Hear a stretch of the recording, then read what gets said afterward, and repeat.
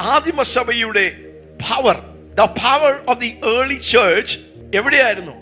ഒരു വാക്കിൽ പറഞ്ഞു കഴിഞ്ഞാൽ ഒരുമ, ആഴമായ ഒരുമ, കൊയിനോനിയ, കൂട്ടായ്മ. പക്ഷെ ദൈവത്തിന്റെ വചനം പറയുകയാണ്, ആദിമസഭ ശക്തമായി പ്രയോജനപ്പെടുവാൻ, ദൈവത്തിന്റെ പദ്ധതികളെ നിവർത്തിച്ചെടുക്കുവാൻ, ദൈവശക്തിയുടെ ആഴം വെളിപ്പെടുവാൻ ഇടയാകുവാൻ കാരണം എന്താണ്? The church was in one accord.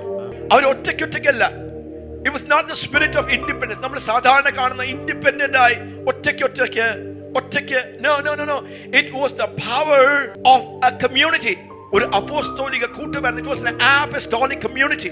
ഒറ്റയ്ക്ക് ചിന്തിച്ച് ചെയ്യുന്ന, പ്രവർത്തിക്കുന്ന, ചെതറി ചിന്തിക്കുന്ന ഒരു കൂട്ടമല്ലായിരുന്നു. They were people of one accord. പരിശുദ്ധാത്മാവ് എന്താണ് നമ്മൾ ചെയ്തെടുക്കുവാൻ ആഗ്രഹിക്കുന്നത്? നമ്മെ അപ്പസ്തോലിക് ചർച്ചുകളുടെ, ആദിമ സഭയുടെ ആ അനുഭവത്തിലേക്ക് കൊണ്ടുവരുവാൻ ആഗ്രഹിക്കുന്നു.